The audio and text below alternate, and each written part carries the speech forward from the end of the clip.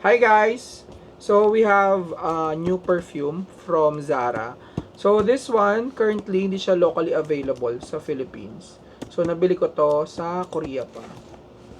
And then, pwede kayong bumili ng, so magkano ko to nabili?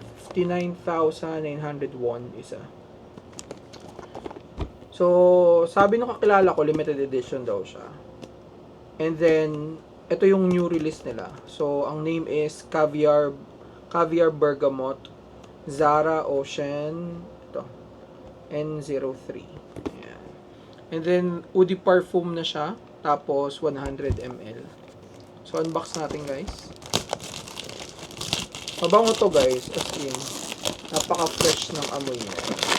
So meron akong isa pang bottle, 3,000, tapos pag decant pwede rin naman. So here notes niya bergamot, lemon, ginger and musk. A collection created by Miss Jo Malone. Ayan. So, pag bumalik ako sa Korea ulit, bibili ako ito.